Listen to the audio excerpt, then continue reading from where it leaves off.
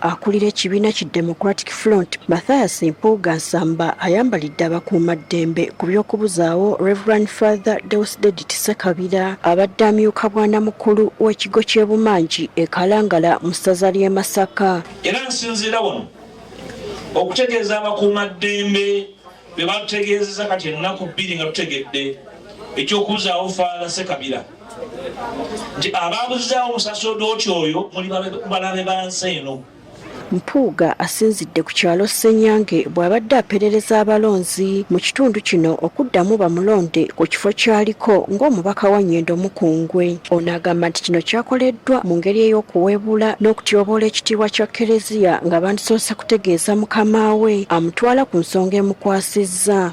Muwulana mutya omusaseredooti temutegeezezza mu episikoopi bw'aba yazirizibwa omusango lwaki temugenda ne mutegeeza eggwanga ekibuzaawo bantu ate wano e Masaka myaka gy'ensanvu esinga okuzaalibwa ku mulembe gwa Amin baabuzaawo Monsenyere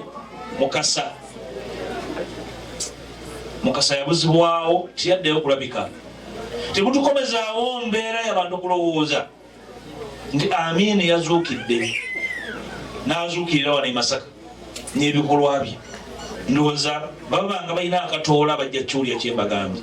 Mpuuga akunze bannayuganda okuteeka gavumenti ku nninga okunnyonnyola wa omukulu ono gy'ali nga singa banaasirika ly'eggwanga okudobonkana. Njagala abakulu abakwatibwako ensonga eyo Masaka mumumanyi.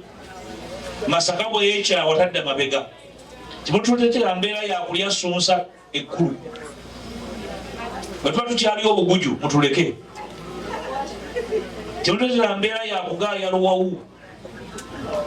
Bannaddiini si bantu ba bulijjo. Mpuuga era akukkulumidde ab'ebyokwerinda engeri gye bakuttemu ensonga ya Nuupu wakati nga banoonya akalulu aka pulezidenti n'abasaba okwekomako mangu ddala wabula bagoberere ssemateeka ky'agamba. Temwenyumirizanga yadde omulabe wo tokkirizanga muntu amutuusaako bulabe. Muba muzimbye ennono y'okutambulira mu bumenyi bw'amateeka. Ebyobufuzi ebibi ebyo bye byayonoona eggwanga lino. Ebyobufuzi ebibi ebyo by'okukozesa ebyanyi bye byaleetera okubuzaawo abantu akalulu akaggwa bye badde tuvumirira. Mumanyi nti akalulu akaggwa mu 2021 abaana baabulawo 18 nga tukyabanoonya. Banna-DF abalala okuli Juliet Kakande Nakabuye ayagala eky'omubaka omukyala ow'ekibuga Masaka ne Michael Mulindwa Nakumusana ayagala ekya mmeeya w'ekibuga Masaka boogedde ebituukiddwako mu buweereza bwe baakakolako mu kisanja kino omuli ebyobulamu ebyenjigiriza n'ebirala era ne basuubiza bannamasaka okutandikira we baakoma. Tugenda tuteeka nnyo ku byenjigiriza n'ebyobulamu. Ebyobulamu twatandiseeko dda. Bwe mulaba ambulance tugezezaako tadde ebitanda mu malwaliro mangi kalibeera ery'ekitovu twaliwa. Amalwaliro mangi tugezezaako kulaba nga gakyuka mu mbeera yaago. Naye okufuna omulimu awo weesiba bbiri anti ogula mugule.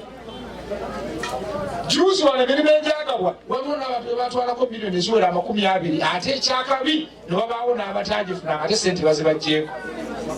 Bassebo ne bannyabo twetaaga okubeerawo n'obulambulukufu mu ngaba y'emirimu mu kibuga Masaka. Gertrude Mutyaba agafeeyo ku Spark TV. Emirimu batunda bitundu.